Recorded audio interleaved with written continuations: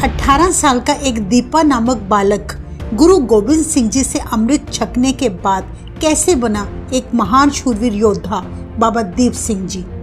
75 वर्ष की उम्र में जब आम लोग शारीरिक रूप से थक चुके होते हैं, तब बाबा दीप सिंह जी ने इसी उम्र में 15 किलो का भारी भरकम खंडा उठाकर मुगल फौजों के परखचे उड़ा दिए।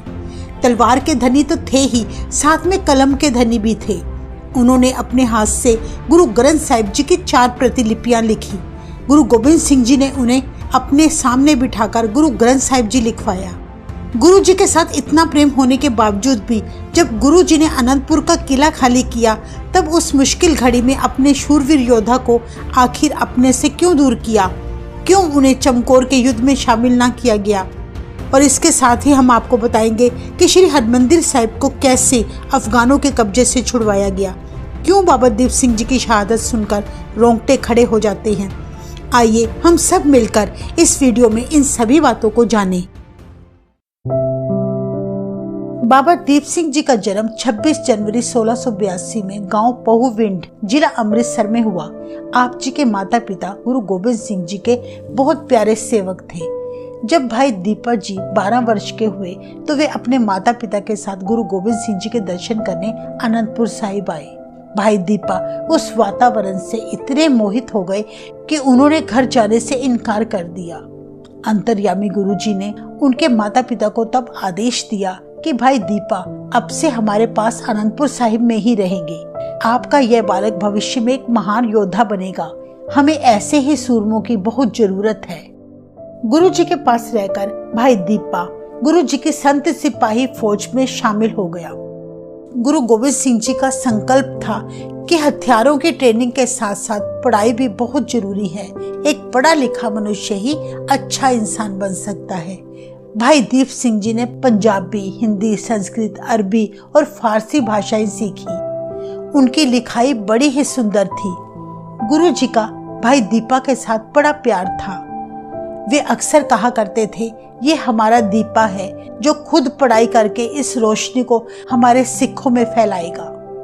1699 में वैसाखी वाले दिन गुरु गोविंद सिंह जी ने खालसा पंथ की स्थापना की और अमृत छकाकर अपने 5 प्यारे सिख सजाए। अगले साल सन 1700 में होला मोहल्ला वाले दिन भाई दीपा ने 18 साल की उम्र में अपने परिवार के साथ गुरु जी के हाथों अमृत छका और वे भाई दीपा से भाई दीप सिंह बन गए।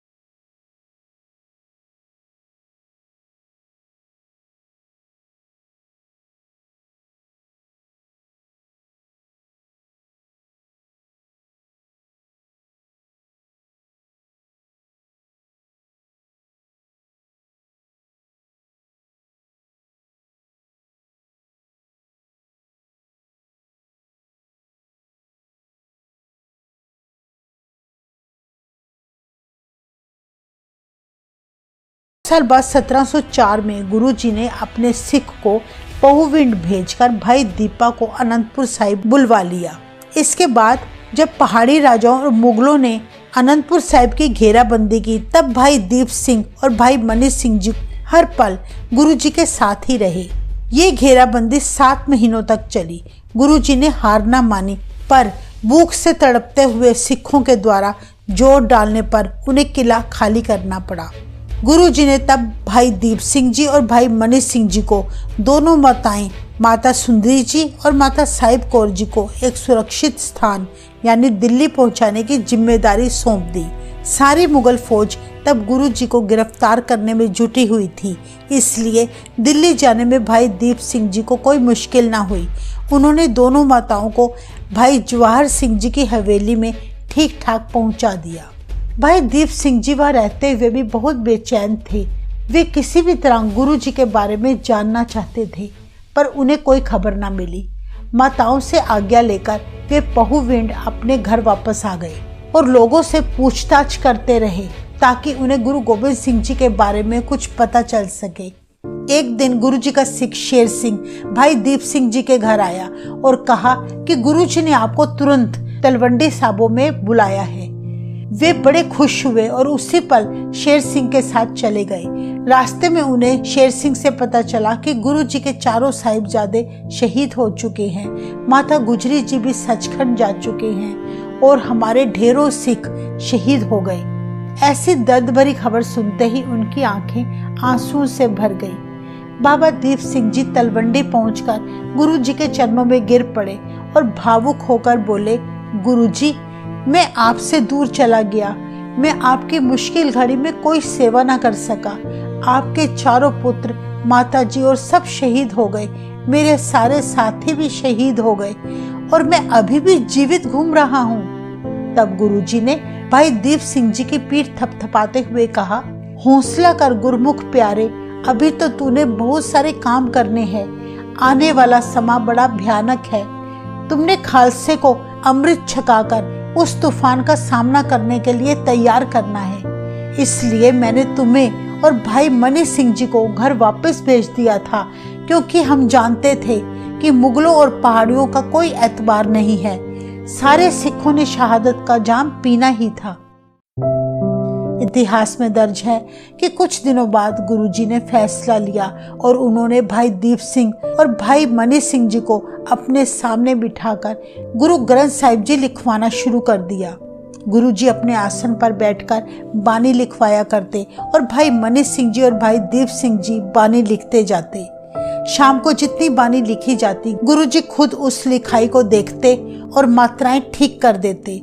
अगले दिन जब सुबह दीवान लगता तो गुरुजी उस बानी के अर्थ संगतों को समझाया करते।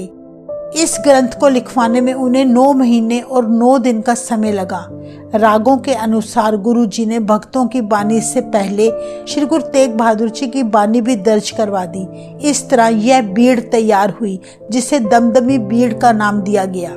जब गुरुजी सचखंड जाने से पहले नांदेड़ गए तो उन्होंने भाई मनी सिंह वाली बीड़ का प्रकाश किया और उस बीड़ को सिखों का अगला गुरु घोषित कर दिया और भाई दीप सिंह वाली बीड़ को उन्होंने दमदमा साहिब में रख दिया। इसके बाद गुरु जी का आदेश पाकर भाई दीप सिंह जी ने 4 और गुरु ग्रंथ साहिब जी की प्रतिलिपियां तैयार की, जिन्हें 4 अकाल तख्तों में भेज दिया गया। कहा जाता है कि भाई दीप सिंह जी रोज 14-14 घंटे बानी लिखा करते थे। गुरु जी के हुक्म अनुसार बाबा जी लगभग 30 साल तक दमदमा साहिब में ही रहे। वहां रहते हुए सिखों को गुरमत का ज्ञान दिया, उन्हें शस्त्र विद्या सिखाई। बाबा जी ने गुरु ग्रंथ साहिब की एक प्रतिलिपि अरबी भाषा में भी लिखी थी, जो अब बगदाद में है। 1708 में गुरु गोबिंद सिंह जी के ज्योति जोत समाने से पहले बाबा बंदा सिंह जी को खालसा फौज का जर्नैल बनाकर पंजाब भेज दिया। उस समय बाबा बंदा सिंह की उम्र 38 साल की थी और बाबा दीप सिंह जी की उम्र 27 साल की। बाबा दीप सिंह जी ने बाबा बंदा सिंह जी के साथ हर युद्ध में आगे बढ़कर लड़ाई लड़ी, चाहे वो कपूरी की जंग हो, चाहे वो सरहंद की जंग हो या फिर सडोरा की हो। जिन मुगलों ने गुरु तेग बहादुर जी और 4 साहिबजादों पर घोर अत्याचार किए थे, उन सब को बाबा बंदा सिंह बहादुर और बाबा दीप सिंह जी ने मौत के घाट उतार दिया। 1716 में बंदा सिंह बहादुर की शहादत के बाद फर्रुख सियर ने सिखों पर अत्यंत जुल्म किए। ये समा सिखों के लिए बड़ा दर्दनाक था। फर्रुख सियर ने तब हुक्म दिया कि एक भी सिख जिंदा नहीं बचना चाहिए।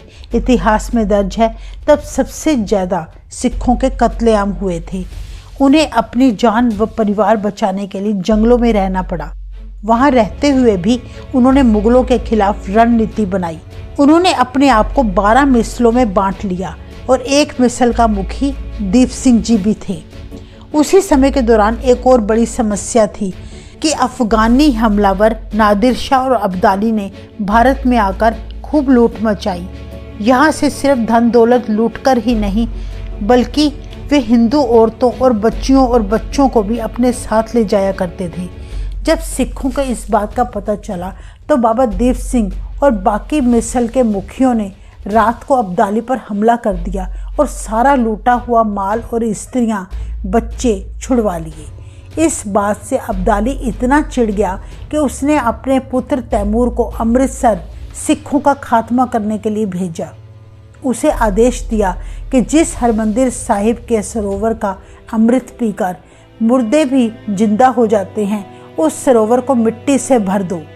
दमदमा साहिब बाबा दीप सिंह को अमृतसर सरोवर की बेअदबी की खबर जब मिली तो वे बड़े गुस्से में भर गए। उनसे बर्दाश्त न हुआ।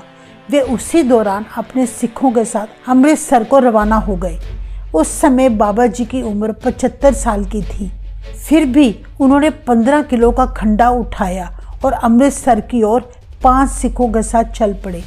रास्ते में चलते हुए बहुत से सिख उनसे जुड़ते चले गए। देखते ही देखते कई हजार सिख बाबा जी के साथ आ गए। तरन तारण पहुंचकर बाबा जी के साथ कुल 10,000 सिख इकट्ठे हो गए।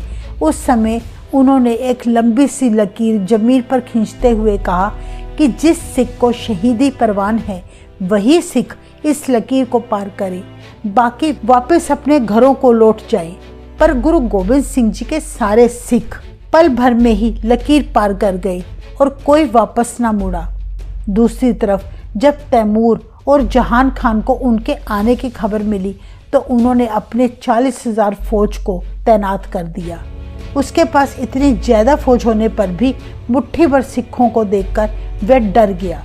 सिखों और मुगलों के बीच तब भयानक युद्ध शुरू हुआ।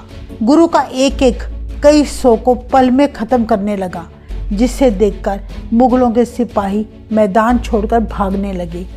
तब जहान खान ने अपनी फौज को गरज कर कहा, लड़ो और मरो, इन मुट्ठी भर काफिरों के डर से क्यों भागते हो। तब बाबा दीप सिंह जी ने ऐसा खंडा चलाया कि दुश्मन एक के बाद एक धरती पर गिरता चला गया। यह युद्ध गोलवड़ में हुआ था, जो अमृतसर से 15 किलोमीटर की दूरी पर है। बाबा जी पठानी फौजों के साथ युद्ध करते हुए लगातार अमृतसर की ओर बढ़ते रहे। तैमूर ने अपनी और फौज भेज दी। कहते हैं वो ऐसा समा था जब अफगानी फौज सिखों पर भारी पड़ने लगी। सिखों की संख्या बहुत कम होने के कारण उन्हें युद्ध में कई मुश्किलों का सामना करना पड़ा। पर 75 साल के बाबा दीप सिंह जी लगातार अमृतसर बढ़ते जा रहे थे। तब एक पठान ने अचानक बाबा जी के घोड़े पर जोरदार वार किया, जिससे बाबा जी नीचे गिर गए। 35 साल के पठान ने जब बाबा जी को ललकारते हुए कहा कि हिम्मत है तो अकेले मेरे साथ मुकाबला करो। बाबा जी ने चुनौती स्वीकार कर ली और उसके साथ भिड़ गए। काफी समय तक जबरदस्त जंग चली। लड़ाई के दौरान तब एक ऐसा समा आया जब इन दोनों की तलवारों ने एक दूसरे की गर्दन पर एक साथ ही वार किया और फिर वे दोनों ही जमीन पर गिर पड़े। बाबा जी की गर्दन धड़ से अलग हो गई। उनकी ऐसी हालत देखकर मुगल फौज भागने लगी। वह दृश्य दिल दहलाने वाला था।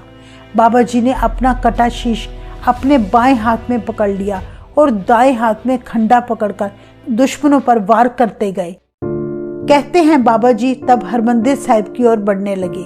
बाबा जी का सारा शरीर खून से लथपथ था, पर उन्हें हर हालत में श्री हरमंदिर साहिब पहुंचना था। आखिर उनकी इच्छा पूरी हुई। अमृतसर आजाद करवाकर अपना शीश हरमंदिर साहिब में भेंट करके बाबा जी शहीद हो गए।